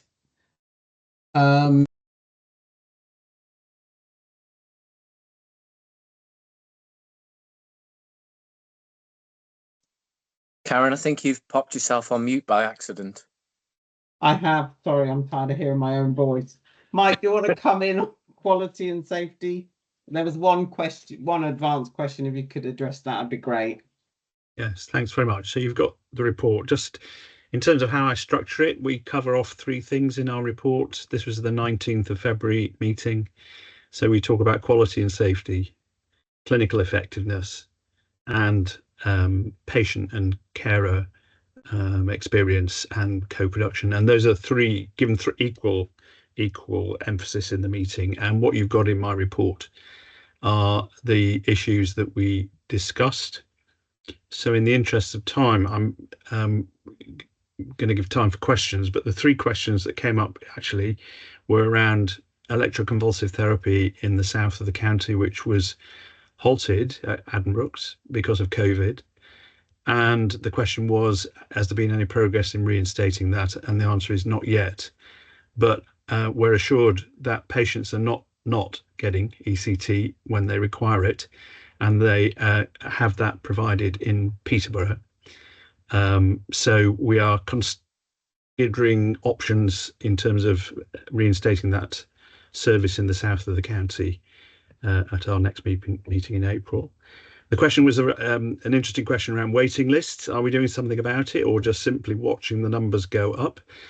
The waiting list situation, as you can see from Holly's operational report, shows a steady rise in adult and children's mental health waiting lists, particularly ADHD and autism, and physical health waiting lists, such as speech and language therapy. So we're not just watching it. I would say there are three things we're trying to do. One is having conversations with the ICB to address and get the balance right between demand and capacity.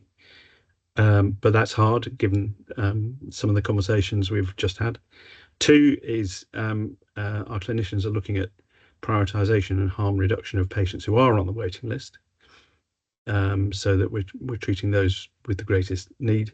And three, it is an opportunity, and it is inviting clinical colleagues to look at the model of care that we're providing. And that, as Kish and Steve have said, adversity does provide opportunities to innovate and change the way in which you address these issues. So that's what's happening there. And then out of area placements was mentioned, and this is the reduction of people who are going out of area for acute psychiatric problems. They have reduced to zero, largely due to Holly's work on reinstigating what's called the 333 model of care in our acute wards, and the opening up of beds actually towards the end of last year at Mulberry Ward in Cambridge. And good news, it's not only reduced the number of out of area replacements, but it's also reduced, or showing signs of reducing length of stay, which improves bed use. So those were the three questions which I think were asked. If there are any others, I'm very happy to have a go at taking them. Thanks. Thank you, Mike. I've got Steve's hand's gone up first, but Steve, Rick's gone up. Are we okay to take Rick's question first, and then I'll come back to you? Rick, do you want to? Yeah, of course. Come in, please. Okay. Yeah, just a request really on the meeting book. I was looking at the OPAC waiting list, which I think is page 86 in the pack, which says older people mental health pathways, reduction of less than 1% in waiting list totals. A total waiting list, this is January data, so it may have changed, of 2,530 cases, of which 1,035 have waited more than 18 weeks. Well, my request is, can we have a breakdown, please, of what that greater than 18 weeks looks like? Because 18 weeks is one thing, 30 weeks, 38 weeks, 52 weeks is a very different thing. And we don't see that in the data. So I'd like for governors to be able to see just how long those waiting lists go for. Okay, thank you, Rick. I'll pick that up as an action. Sorry if you can capture that. And if we've got the data, then definitely we'll include that. Thanks. Thank you. Steve, do you want to come in? Yes, please. And I think there's two things, if you don't mind. I think the first is just try and answer Rick's point. Although we haven't got the data for now, because we're obviously clearly running out of time, and it would be a really good opportunity to talk with Holly and the operational team and the clinical directors around not only what the numbers are, Rick, but the complexity that sits underneath those. And the reason why we wanted to create the forums that we've talked about earlier in this session is to do just that. It is to unpack that so that you can ask those questions in that space around clinical quality and safety, to try and get a real handle on some of the nuance and context that wraps around some of that, rather than just the statistical data that often gets presented. But saying that, we'll still obviously follow that through for you with pleasure. The second thing, if I may, Karen, and I'm blaming the fact that I'm parked up to be provocative again. It's the question, it's the tone of the question. Are we watching, just sitting watching it? And I just want to have an emotional response to this. Of course we're not. And I feel really strongly about the fact that we would never just sit and watch something that was to the detriment of patients. And if we've not communicated what we're doing around those things and communicated the challenge that we face to do those, many of which are at a national level, then I apologise on behalf of the executive team. But I want colleagues on this call to understand that we would never sit back and passively watch something without trying our level best. And in fact, if you really want to see the evidence of me backing up that statement, have a quick look on the BBC News app, because we were quoted challenging this nationally yesterday in our board meeting, because it is a really important subject.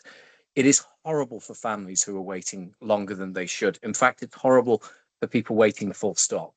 And we talked about the fact that we can average this out. We can talk about below normals averages or above national averages. It doesn't matter. If you're a family member with a child or a loved one that is waiting for a service, the trauma that's created in that waiting is awful. And as an organisation, we've got a duty to look after those people as best we can. One thing that is a glimmer of hope in this space is during the planning rounds that we talked around and talking about the negotiation with the ICB, and I think Kish touched on this beautifully, it's a signal that the organisation's in a different space, because the ICB is leaning towards us now with a review around all of our services, including rebasing some of the demand profiles that you see. And what that means is the number of people who look for our services, and in some of those areas, and the BBC have quoted this for us, but in some of those areas, there's been a huge amount of increase in referrals. And in fact, you can see the Secretary of State taking the same view on that. So I think it's a long answer, Karen, but I just feel really passionate about the fact that we would never sit passionately and watch something, just let it go, if that makes sense. And sorry, Rick, I know you put your hand up, but please. Yeah, I just want to come back on just to bring this to life. And I think it's really important that we register this, right? So I am one of those carers with a an elderly parent who has a very long waiting list at CPFT. But I just wanted to make CPFT aware, make Kish aware, amongst others, of the impact, not just on me. I park myself for a minute. I'm not going to go out in public and talk about that. I want to talk about the NHS. I've watched my father, whilst he's waiting, get bounced around another trust, that's NWAFT, right?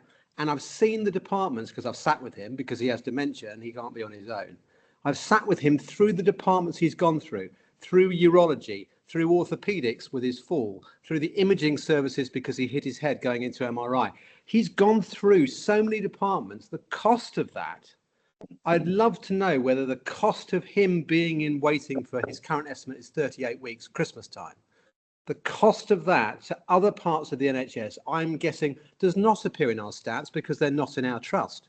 But they bloody well hit the NHS.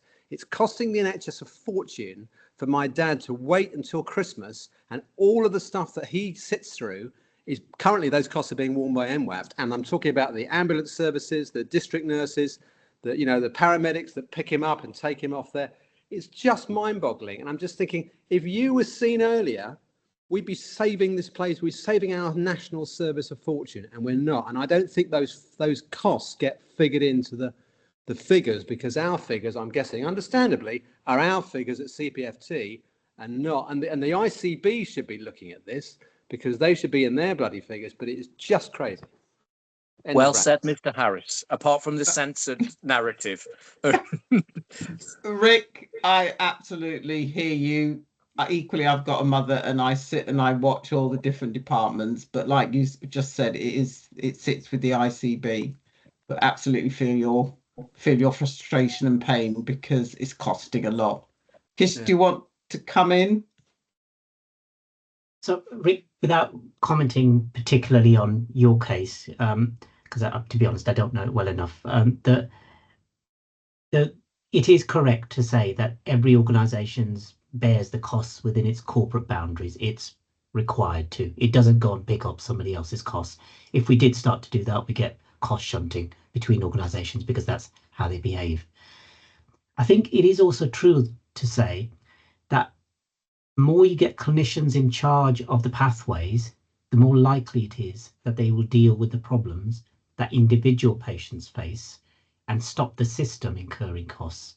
And that's the one thing I would say would benefit the organisation, okay, and the NHS as a whole to have more clinical staff heading up the pathways and directorates so that they're able to provide that risk assessment at a much earlier stage than the generalized processes might suggest.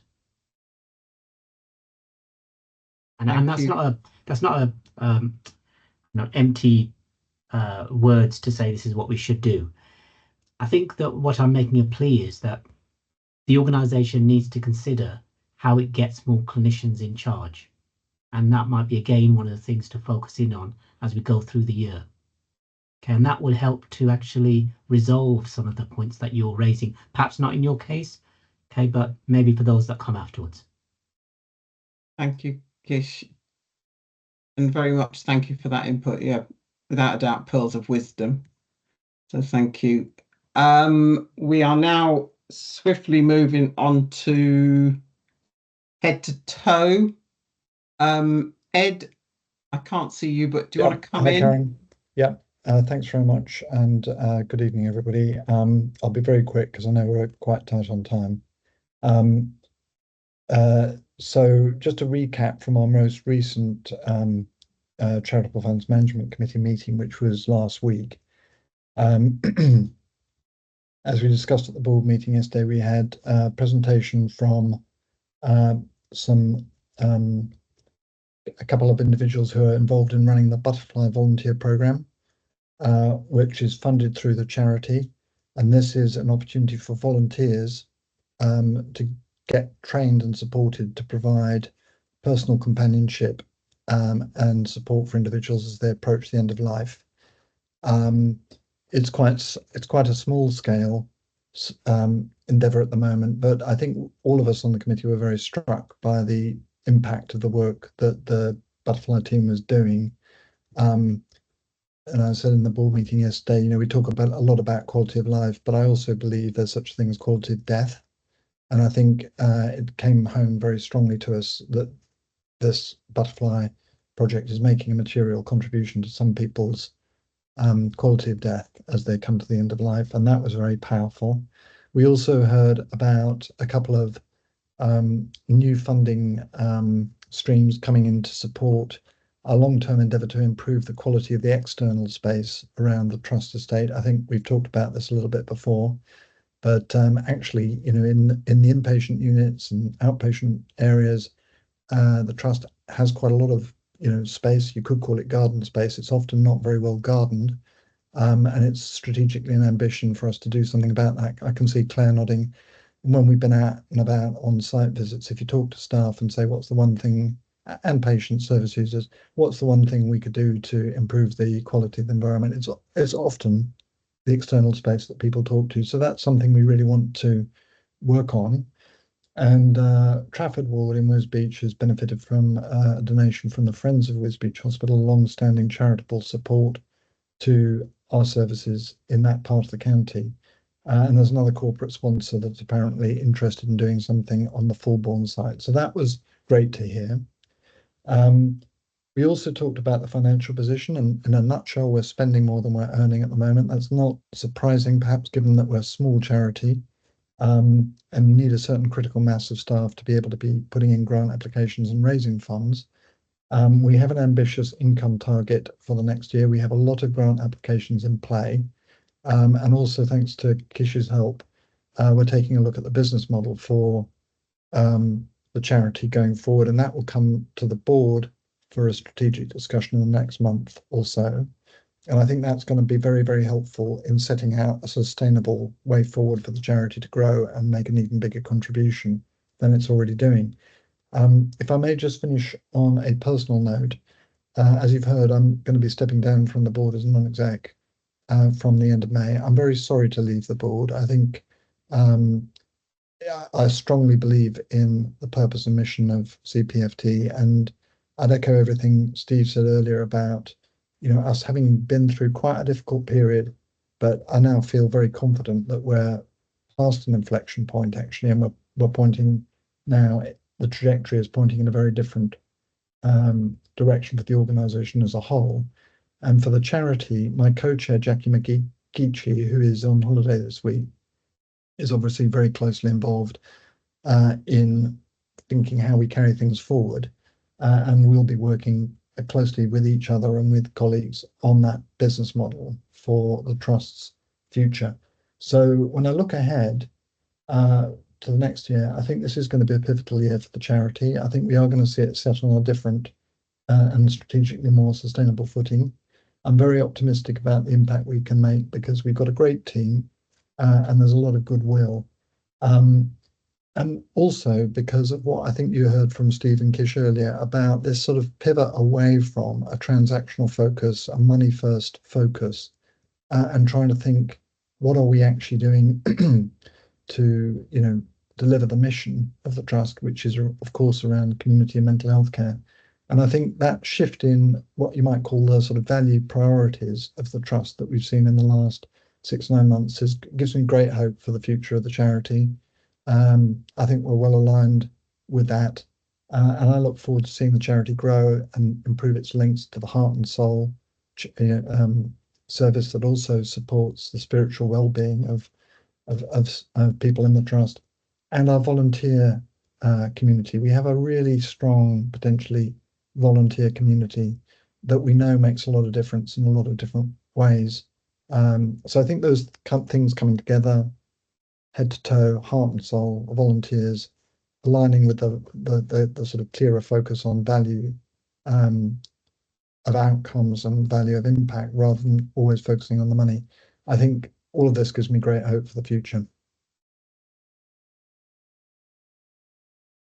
Thank you, Ed. And I'm not seeing any hands going up for any questions. So we will move on to then our last agenda item, and AOB, I'd just like to talk about the forums. But item 15 is the Council of Governors cycle of business and the terms of reference that need to be agreed at this meeting. Is that correct, Syra? Yes. So I take it then, if I'm not hearing any comments or queries or questions, we can agree those. I've got a thumbs up from everybody. Okay. Then in terms of any other business, I just want to pick up on, and I'll draw you in, Helen, the forums as, oh, Steve's just put his hand up. Steve, do you want to quickly come in? No, Karen, I've just got an AOB after you finished, so if that's okay. Okay, so I just want to pick up on the forums, as you've heard mentioned here, and Steve alluded to it, around having the opportunity to explore some of the issues within those forums. We are still looking for individuals to be the sort of spot point of reference link for those. So again, another push to you all to come forward and be that link with the respective non-execs and executives. And I suppose just to give you an idea of what's involved, effectively, we will have our committee meetings as normal, and then it's an opportunity for the link person to then see the agenda and decide in conversation with the members of that forum what they'd like to explore in a bit more detail.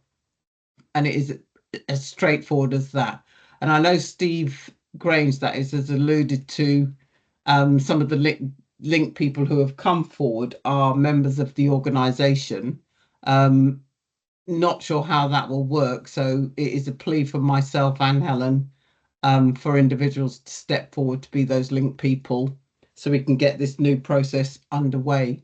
The other thing I want to pick up on is some of you have commented that you're new to the trust and you don't feel you understand the trust enough to take on that role. What I'd encourage you to do and offer is the one way to get to know the trust better is to probably step into that space and undertake that role. So again, it's a plea to liaise with Cyrus so we can get some lead link people for those 3 forums. And I'll now bring Steve in. Thanks, Karen. Just to finish off on that bit, if I may, don't worry about these forums. We're just going to give it a go and see how it goes. I think is the most polite way of saying this. This is a really good opportunity for you to have meetings where some of the stuff we've talked about, you're able to unpack. It's an issue for me that when you go to committees of the board, you become observers, which means you can't really ask questions, and therefore the insight that you've got and the ability for you to shape this is limited.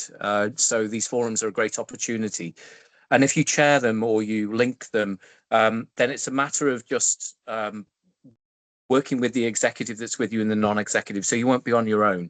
So please don't worry about that at all. And if you've got any major concerns, obviously speak to anybody that you wish to, including myself, around how that might work and the support that we'll give you. Like Karen, I think it would be really remiss of me. We had a board meeting yesterday, and Eileen was able to give a speech to say farewell to Scott Haldane. And yesterday, within the organisation had an opportunity to say farewell to Scott, and he's not here, obviously. And it was just something, I think it was worthy to note that the organisation has lost a very solid member of its team, and we will miss Scott significantly. But what we have celebrated is his contribution to the thousands of people that work with us and the thousands that we care for. And I think Scott has had a very successful and will continue to have a very successful career in public service. But it's worthy to note through the Council of Governors, if I may, a debt of thanks to say to Scott, you will be missed, and a big thank you to your contribution. We've also got the opportunity to say the same for Ed. although Ed is slightly different because we're not letting him escape. And so one of the beauties about being chief executive is that you might be able to be creative every now and again. And I think in the space of Ed's contribution is something that is immeasurable, actually. Ed, I'm sorry to say this in front of people, but your insight and your ability to shape and navigate some of the things that are hugely complex will be missed to the point where I'm afraid we can't let you go. So I think there is an opportunity when you're stepping down from the role that you're in to support us, and a massive thank you for exploring those opportunities with us when you enter the next chapter of your career. And Karen, I've saved this last bit because there are also two of our governors on the call today. I was lucky enough when I was on leave to attend the membership group. So thank you, Sarah, for inviting me. My apologies, because I think I told you I was cutting a tree down. So although I managed to wear a shirt, I've got sawdust all over me at the time. But it's really to pause for a second and thank both Mr. Harris and Mr. Arnold, Rick and Ian, for your contribution, your enormous contribution, actually, to the organisation. And I know that you're getting close towards stepping down as governors, but it would be very remiss of us not to say thank you formally, and we will do properly, but a big thank you, Rick, to yourself and Ian, and a bit of a personal thank you, Rick, actually at the end for saying what you did, just because that's what it's all about. And I know that's tricky, and we've all been there, and that's what keeps us working in an organisation like this. That's what it's about. So thank you for saying that. But Karen, I just wanted to say heartfelt thank you on behalf of the executive team. The non-execs, I'm sure, will say exactly the same, and we'll formally acknowledge all this, but a big thank you. Thank you for that, Steve. And for those who may not see at the next Council of Governors meeting, I bid you all farewell and thank you. And for those who will still be here, see you at the next one. So have a good evening, and apologies for it running over, but I think the input from Mustafa was absolutely brilliant and definitely worth giving him the time to talk. So again, I'll send a thank you to him, and I'm sure Eileen will. So have a good evening, folks, and thank you very much. Yeah, take care, Ron. Thank you all. Take care. Good night. Cheers, everyone.